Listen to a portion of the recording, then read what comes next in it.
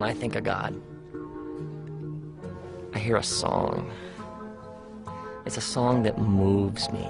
It has a melody and it has a groove. It has a certain rhythm. And people have heard this song for thousands and thousands of years across continents and cultures and time periods. People have heard the song and they've found it captivating. And they've wanted to hear more. Now, there have always been people who say there is no song and who deny the music. But the song keeps playing. And so, Jesus came to show us how to live in tune with the song. Like that he's the way and the truth and the life. This isn't a statement about one religion being better than all the other religions. I mean, the last thing Jesus came to do was start a new religion.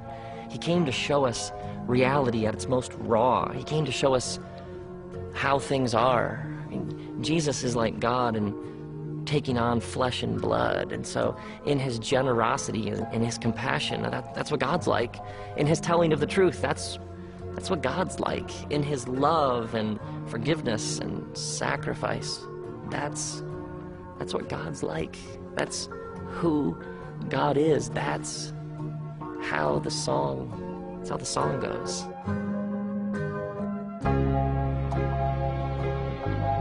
And the song is playing all around us all the time. The song is playing everywhere. It's written on our hearts, and everybody is playing the song.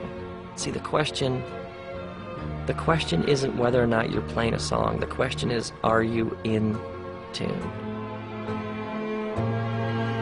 Like it's written in the book of Acts. It says that God gives us life and breath and everything else. God is generous. So when I'm like selfish and stingy and I refuse to give, I'm essentially out of tune with the song. Later, in one of John's letters, he says that God is love. Unrestrained, unconditional love. So when you see somebody sacrifice themselves for another, for the well-being of somebody else, it's like they're playing in the right key. That's why it's so inspiring and powerful. They're in tune with the song. Now, some people know all sorts of stuff about music. They know stuff about pitch and modes and keys and instruments, and so they can hear things that maybe other people don't. They hear subtlety and nuance in the song that other people might miss. They appreciate things others might miss, but it's also possible to be so caught up in the technical aspects of the song that you miss the simple, pure enjoyment of the song. I mean, there are people who talk as if they know everything about being a Christian, and yet they can seem way out of tune. And then there are others who would say they don't know much at all about the Christian faith, and yet they can seem very in tune with the song. And I've met lots of people who struggle with what it means to have a relationship with God, but they haven't lost faith and love and hope, truth and compassion and justice and generosity. I mean, maybe you have this sense like you have no sort of relationship with God because of all these things, these ideas you have about what that means, all these things that you've been told about what it is or what it isn't. And an infinite, massive, kind of invisible God, that's hard to get our minds around. But truth, love, grace, mercy, justice, compassion, the way that Jesus lived, I can see that. I can understand that. I can relate to that. I can play that song.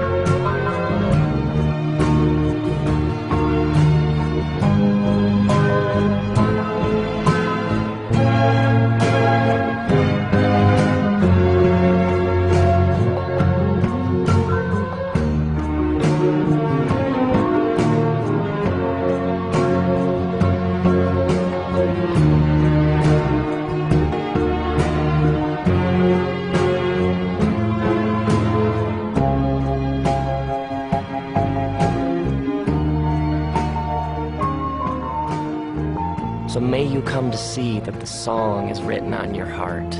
And as you live in tune with the song, in tune with the creator of the universe, may you realize that you are in relationship with the living God.